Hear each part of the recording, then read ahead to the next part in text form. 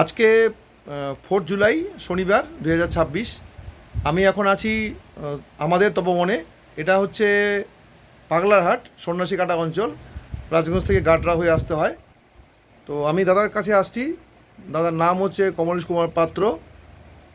তো আমি দাদার কাছে জানতে চাচ্ছি যে এই যে আপনার আমাদের তপবন, ওনার কী চিন্তাভাবনা, কীভাবে উনি এটা এখনও পর্যন্ত লড়াই সংগ্রাম করে যাচ্ছেন এবং আগামী দিনে ওনার পরিকল্পনা কি, উনি যদি একটু সংক্ষেপে আমাদেরকে বলেন।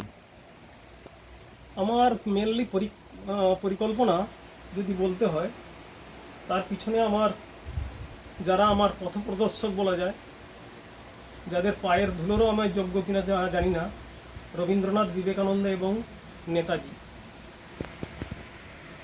রবীন্দ্রনাথের ওই কবিতাটাই আমাকে অনুপ্রেরণা দেয়। আমার যেসব দিতে হবে সে তো আমি জানি, আমার যত দিত্য প্রভু, আমার যত বাণী সব দিতে হবে। আর বিবেকানন্দ যেটা বলেছেন, ব্রহ্ম হতে কীট পরমাণু, সর্ব হতে সেই প্রেমময়, জীবে প্রেম করে জীবন সেই জন সে লিখে। এবং আমিও নিজে একটু আধটু লেখালেখি করি। আমার লেখা দুটো বই নিশ্চয়ই আপনারা দেখেছেন।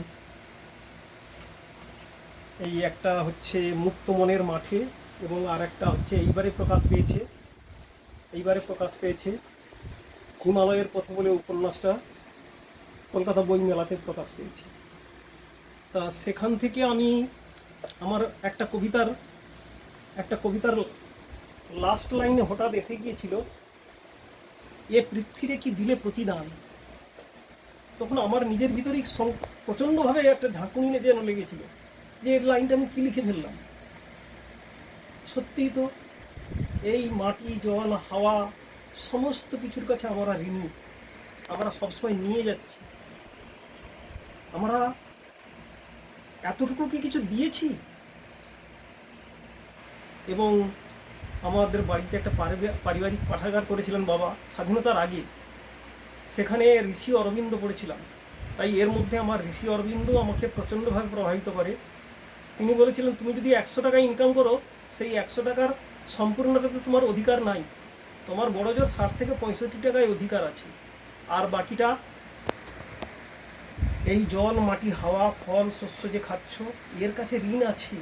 এই যে তুমি নিশ্চিন্তে ঘুমাচ্ছ, আর্মিরা যে তাদের প্রাণের বাজি রেখে সীমান্ত পাহারা দিচ্ছে, তাদের জন্য ওই 30, 35, 40 টাকা তোমার দেওয়া দরকার। তাই তোমার কোনো অধিকার নেই পুরো 100 টাকাই আমার, এইটা বলে কোনো অধিকার নাই। সেখান থেকেই ভাবলাম, আমি তো এতদিন কিছু করতে পারিনি। তা জীবনের সেকেন্ড ইনিংস রিটায়ার্ডের পরে দেখলাম ছেলেরাও বড় হয়ে গেছে, তারাও একরকম দাঁড়িয়ে গেছে। এতদিন তো পারিনি, যদি এবার কিছুটা করি, ডু ইট নাও। তাই ভাবলাম যে ঠিক আছে, আমাকে একটা কিছু করতে হবে। আমি নিজে যেহেতু ম্যারাথন করতাম, বিবেকানন্দর ভারত আত্মার বাণী জানার জন্য আমি সারা দেশে বলতে গেলে half marathon, full marathon, ultra ম্যারাথনও আমি করেছি। সেখানে কত গরিব দুঃখী মানুষদের জীবনটা দেখেছি। তাই আমাকে মনে হয়েছে যে আমাকে কিছু দিতে হবে। আমি আপনাকে মাঝখানে একটু থামাচ্ছি। আমি দেখছি যে আপনার ঘরে এরকম প্রচুর মেডেল দেখতে পাচ্ছি, অনেকগুলো মেডেল। তো এগুলো আপনার নামও আছে উপরে, কমলেশ, তারপরে 2021, 2024। আপনি যদি যে কোনো যেমন ধরুন, এই যে আমি একটু ক্লোজ করে দেখাচ্ছি, 2024 দেখতে পাচ্ছি। আপনি যে কোনো একটা নিয়ে যদি একটু বলেন যে এই 2024-এর যে 2024টা দেখতে পাচ্ছেন, এই 2024 এটা হচ্ছে ওয়ার্ল্ড বেসিসে HDOR, এটা একটা গ্রুপ, এরা সারা পৃথিবীতে রান করাচ্ছে। এটাতে প্রায় 12,500-এর উপরে ম্যারাথনার সারা দেশ পৃথিবীর তারা ম্যারাথন করছে। তাদের ভিতর থেকে কার কত র্যাঙ্ক হচ্ছে সেটা GPS অন করে আমাকে প্রতিদিন দৌড়তে হতো। এবং তার সঙ্গে সঙ্গে এই যে দেখতে পাচ্ছেন 100 ডেজ চ্যালেঞ্জ, এটাও 2024-এর। এই 100 ডেজ কন্টিনিউ একদিনও বন্ধ করা চলবে না, তাহলে ডিসকোয়ালিফাই হয়ে যেতে হবে। তাই এই করতে গিয়ে ওখানে আমার র্যাঙ্ক কত থাকছে প্রতিদিনের GPS অন করে যখন আমি দৌড়ই তখন বুঝতে পারি। তাই এই 12,500 14,000 ভিতরে আমার র্যাঙ্ক আমি 166 র্যাঙ্ক করেছিলাম ওয়ার্ল্ড বেসিসে। আপনাকে থামাচ্ছি। আপনার কাছে শুনতে গেলে মনে হচ্ছে যে একটা দিন চলে যাবে।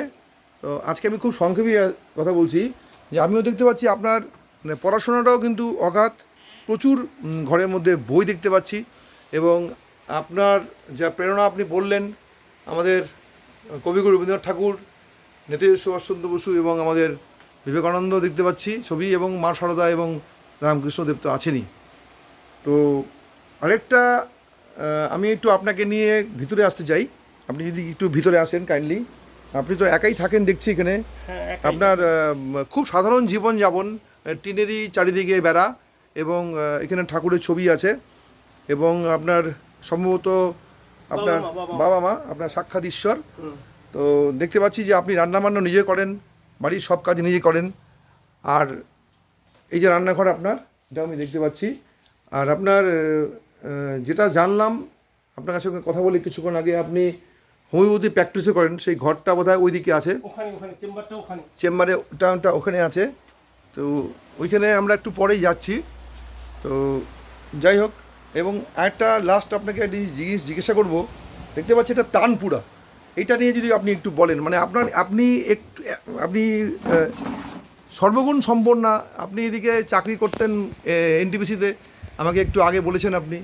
আপনি এদিকে হোমিওপ্যাথি প্র্যাকটিস করেন, ম্যারাথন করছেন, এখানে একটা তপবন, আমাদের তপবন নাম দিয়েছেন, বই পড়ছেন, নিজের সংসার মতন নিজেই করছেন, আপনার সংসার বাইরে কলকাতাতে আছে, এবং হোমিওপ্যাথি প্র্যাকটিস করছেন, এবং আপনি তানপুরাতে গানও করতেন। একদিনকে গান শুনবো, এবং হারমোনিয়ামও, হ্যাঁ এটা আমি বলতে ভুলে গেছিলাম, আমি দেখলাম বক্স হারমোনিয়ামও আছে। তো আজকে গান পরে শুনবো আপনার, অবশ্যই আমি একটা গান শুনবো আপনার।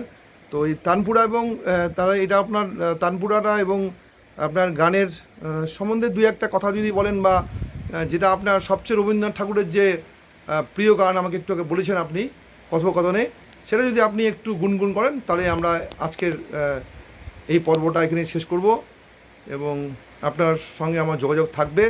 আপনি খুব ভালো থাকবেন। আপনি যে উদ্যোগ নিয়েছেন, এই উদ্যোগে যদি আমি বিন্দুমাত্র সাহায্য করতে পারি, আমি নিজেকে গর্বিত মনে করব। দাদাকে আমি বলবো যে একটু শেষে একটা যে রবীন্দ্রনাথ ঠাকুরের যে গানটা যেটা আমি শুনলাম, একটু যদি আপনি আমাদেরকে গুনগুন করে জাস্ট মুখরাটা একটু যদি শোনান, বা একটা অন্তরা একটা মুখরা দিয়ে শেষ করেন যদি আপনি।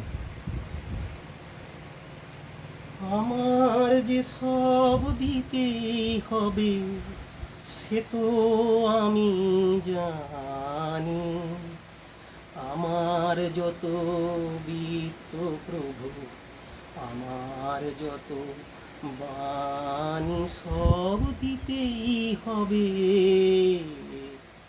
সব দিতেই হবে।